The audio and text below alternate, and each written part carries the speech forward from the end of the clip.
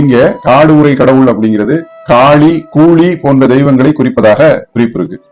தமிழ் முப்பெரும் மன்னர்கள் சேர சோழ பாண்டியர் வகை மறந்து ஒரே திருவோலக்க மண்டபத்துல அமர்ந்திருக்கிற காட்சியை பார்க்கிறது எத்தகைய மகிழ்ச்சியை தருமோ அத்தகைய மகிழ்ச்சியை தருமா யாழ் இசை.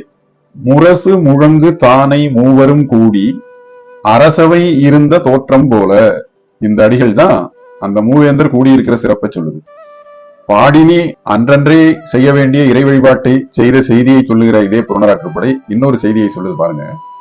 வழி தேடி வருகின்ற பொருணன் பரிசில் பெற்று திரும்பி வருகின்ற பொருணன், இவங்க 2 பேரும் சந்திக்கிறாங்க.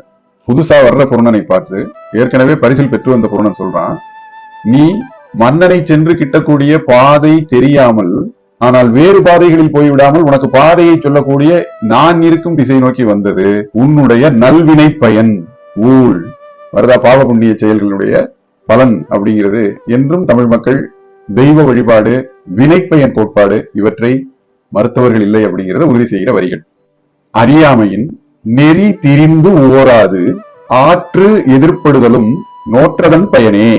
பாணன் சூரியன் இன்னும் உதித்திராத வெள்ளி முளைத்திருக்கிற அதிகாலையில தன் கையில் இருக்கிற உடுக்கையை இரட்டி மன்னனை நோக்கி பாட ஆரம்பிக்கிறான். என் இடும்பை தீர எய்த்த மெய்யேன் எய்யேன் ஆகி பைத்த பாம்பின் துத்தி ஏய்ப்ப கைக்கசடிருந்த என் கண் அகன் தடாரி இருசீர் பாணிக்கு ஏற்ப விரி கதிர் வெள்ளி முளைத்த நல் இருள் விடியல்.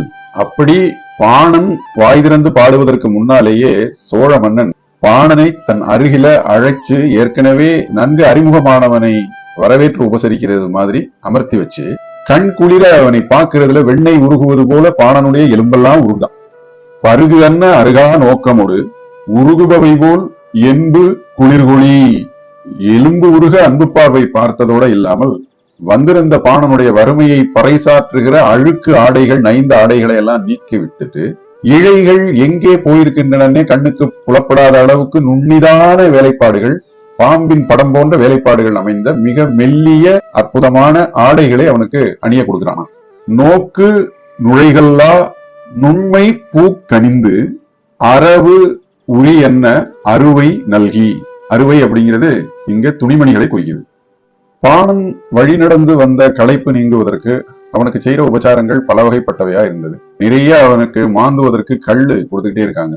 வழிநடை செலவுல ஏற்பட்ட களைப்பெல்லாம் நீங்கி கள் பருகின ஒரு களைப்பை மட்டும் கொண்டு அந்த சோழனின் அரண்மனையில வந்தோர் தங்குவதற்கு தனித்தனியாக இன்பம் துய்த்து தங்குவதற்கு பல்வேறு மாளிகைகள் இருந்திருக்க